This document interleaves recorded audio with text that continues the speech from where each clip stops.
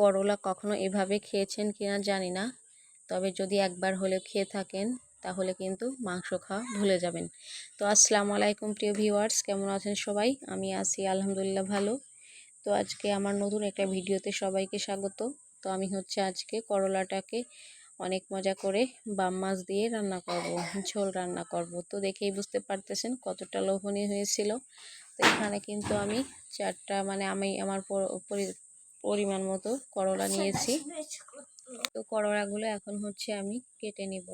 আর দেখুন মাছ এই যে বাম মাছগুলো আমি এনেছিলাম, মাছগুলো কিন্তু অনেক সুন্দর ছিল।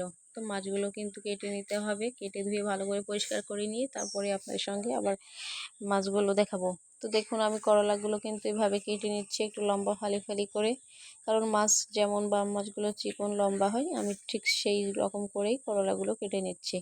আমি সবসময় মাছ অনুযায়ী তরকারিগুলো কেটে নিই। তো এখানে রসুন, পেঁয়াজ আর কাঁচামরিচ সেগুলো বেটে নিব। আর মাছগুলো ধুয়ে পরিষ্কার করে নিয়েছি। আর কিছুটা আমি রেখে দিয়েছি, আর কিছুটা রান্না করব।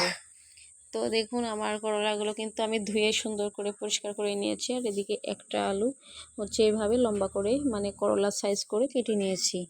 তো মাছ আর সবজিগুলো যদি সেম সেম হয় তাহলে কিন্তু ভালো লাগে। তো দেখুন এখানে কিন্তু আমি কড়াই নিয়ে আসছি, মোর রান্নাটা শুরু করবো এখন। তো প্রিয় আপু ভাইয়ারা যেখান থেকে ভিডিওটি দেখছে অবশ্যই একটা লাইক দিয়ে পুরো ভিডিওটির সঙ্গেই থাকবেন। তো দেখুন আমি আজকে পাটায় বাটিনি, অতটা সময় ছিল না, এই জন্য হাতে বাটা সম্ভব হয়নি। এর জন্য ব্লেন্ডারে করে নিয়েছি মশলাটা। আপনারা চাইলে পাটাও বেটে নিতে পারেন। তো এখানে জিরা, মরিচ আর পেঁয়াজ, রসুন এগুলা সব কিছু একসঙ্গে আমি সুন্দর করে ব্লেন্ড করে নিয়েছি, একবারে মিহি করে। আর প্রয়োজন মতো তেল দিয়ে দিয়েছি। আর এখন মশলাটাকে সুন্দর করে একটু ভেজে নিচ্ছি। তো দেখুন মশলাটা কিন্তু বলক উঠে আসছে, কারণ ব্লেন্ডারে করলে একটু হালকা পানি থাকে। তো পানিটা আর তেলটা কিন্তু মশলাটা আলাদা করে কষানোর কোনো প্রয়োজন নেই পানি দিয়ে, কারণ ওই পানিতেই কিন্তু হয়ে যাচ্ছে। আর এখন আমি কালারের জন্য দিয়ে দিলাম হলুদের গুঁড়ো। তো এইরকম করে করলা যদি কখনো রান্না করেন একবার হলেও ট্রাই করবেন, এটা খেতে অনেক ভালো লাগে। আমার তো খুব ভালো লাগে। তো সেখান থেকে আমি আপনাদের সঙ্গে শেয়ার করতেছি। আর এটা কিন্তু হেলদি একটা রেসিপি।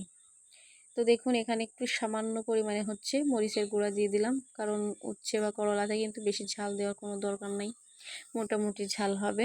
এরকম অবস্থায় আমি রান্নাটা করব। আর এখানে এখন দিয়ে দিয়েছি একটু ধনিয়ার গুঁড়া। তো ধনিয়ার গুঁড়াটা দিয়েও আমি সুন্দর করে কিন্তু নেড়ে নিচ্ছি। আর দেখুন আলাদা করে কিন্তু কোনো পানির প্রয়োজন হয়নি, কারণ আমি কিন্তু যে ব্লেন্ডার করেছিলাম পানিটা ছিল ওটা দিয়েই হয়ে গেছে মশলাটা কষানো। আর এখন কিন্তু আমি দিয়ে দিয়েছি উচ্ছে আর আলুটা। তো দেখুন কালারটা কত সুন্দর দেখা যাচ্ছে। আর এখন একটু ভালো করে নেড়ে একটু ভাজা ভাজা করে নিব। তো প্রিয় ভিউয়ার্স, কখনো যদি এইভাবে ঝোল রান্না না করেন, আমরা কিন্তু করলা বেশিরভাগ ভাজি করি, তো এটা কিন্তু অন্যভাবেও রান্না করে খেতে অনেক ভালো লাগে। তো আমার আম্মু কিন্তু এরকম করে মাছ দিয়ে ঝোল রান্না করতো, আমার অনেক ভালো লাগতো। তো সেই ভালো লাগা থেকেই আমার এই রান্নাটা আমি শিখে নিয়েছিলাম, আর সেইখান থেকেই আমি আপনাদের সঙ্গে শেয়ার করতেছি। দেখুন আমার তরকারিটা দেখুন সুন্দর করে আমি তরকারিটা একবারে নাড়াচাড়া করে নিচ্ছি। আর কতটা সুন্দর একটা কালার আসছে, দেখি মনে হচ্ছে একেবারে মাংস একটা অন্যরকম একটা কালার। মাশাআল্লাহ, খেতেও কিন্তু অনেক মজা হয়। তো কখনো যদি না করেন একবার হলেও করে খেয়ে দেখবেন, খুবই ভালো লাগে এই তরকারিটা। তো প্রিয় আপু ভাইয়ারা ভিডিওটি দেখতে দেখতে এ পর্যন্ত আসছেন, হয়তো বা লাইক দেন নাই, প্লিজ একটা লাইক দিয়ে দিবেন। আপনাদের একটা লাইক আমার ভিডিওটি আরও 10 জনের কাছে পৌঁছাতে অনেক সাহায্য করে। তো আর প্রথমবার যদি আমার ভিডিওটিকে ওয়াচ করেন তাহলে রিকোয়েস্ট করব পুরো ভিডিওটি দেখে চ্যানেলটা সাবস্ক্রাইব করে বেল আইকনটি বাজিয়ে নিত্য নতুন ভিডিও দেখার সঙ্গেই থাকবেন। তো দেখুন আমি কিন্তু কষানো প্রায় কমপ্লিট। আর এদিকে আমি একটু মাছগুলো দিয়ে দিলাম। তো মাছগুলো দিয়ে একটু হালকা করে নেড়ে চেড়ে নিব। তো হালকা করে নেড়ে চেড়ে নিয়ে তারপরে আমি এখানে সামান্য একটু পানি অ্যাড করব, কিছুক্ষণ এভাবে রেখে দেব যাতে মশলাটা সুন্দর করে কষানো হয়ে যায়। আর এখন আমার তরকারিটা একটু মশলাটা নিচে লেগে না যায়, সেই জন্য একটু হালকা হালকা করে কিন্তু আমি নাড়াচাড়া করতেছি। তো দেখুন আমার তরকারিটা কিন্তু কষানো একেবারে কমপ্লিট। আমি কয়েকটা মিনিটে মানে সামান্য কিছুক্ষণ এভাবে রেখে দেবো যাতে মাছটা পুরোপুরি সিদ্ধ হয়ে যায় আর মশলাটা ভালো করে মাছের ভিতর চলে যায়। তো যাই হোক, আমার এটা কিন্তু কমপ্লিট হয়ে গেছে। আমি এখন হচ্ছে আরও একটু নাড়াচাড়া করে নিচ্ছি। নাড়াচাড়া করে নিয়ে এর মধ্যে হচ্ছে আমি ঝোলের জন্য পানি দিয়ে দেব। তো সবসময় শুধু করলা ভাজি বা অন্য কোনোভাবে রান্না করলে ভালো লাগে না খেতে। তো মাঝে মধ্যে এরকম একটু ঝোল রান্না করলে খেতে কিন্তু খুব ভালো লাগে। আর এটা কিন্তু অনেক টেস্টিও হয় আর অনেক হেলদিও হয়। তো দেখুন আমার রান্নাটা মাশাআল্লাহ প্রায় হয়ে মানে কষানো হয়ে আসছে।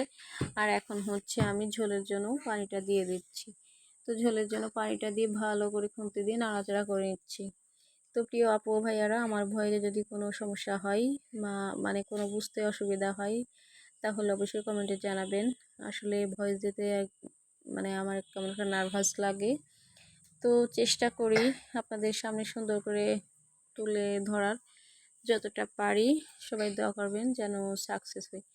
তো আমি কিন্তু ঝোলটা দিয়ে তারপরে হচ্ছে এখন জাল করে নিচ্ছি। ক্যামেরাটা একটু সাইড হয়ে গেছিলো। আর এখন দেখুন সুন্দর করে কিন্তু বলক চলে আসছে। আর বলক আসছে, এখন আমি হচ্ছে একটু পরে পরে নাড়াচাড়া করে পুরো রান্নাটা কমপ্লিট করব।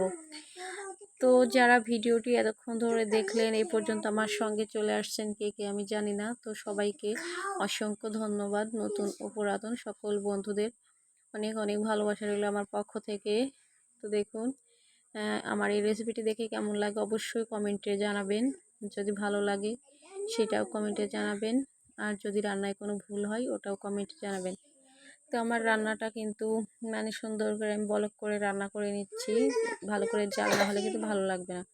তো দেখুন আমার রান্নাটা কিন্তু প্রায় শেষ। আর এখন হচ্ছে আমি মানে ঝোলটা মাখা মাখা হয়ে গেছে। এই পর্যায়ে হচ্ছে আমি একটু লবণটা চেখে নিব, নিয়ে তারপরে হচ্ছে তরকারিটা চুলা থেকেই নামিয়ে নেব।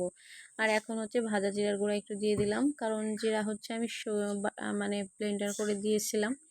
আর এখন হচ্ছে একটু ভাজা জিরা দিলাম। তো আমার কাছে প্রত্যেকটা ঝোল তরকারিতে একটু ভাজা জিরা না দিলে মানে কেমন যেন অপূর্ণ থেকে যায়। তো এখন হচ্ছে আমি নামিয়ে নিয়েছি।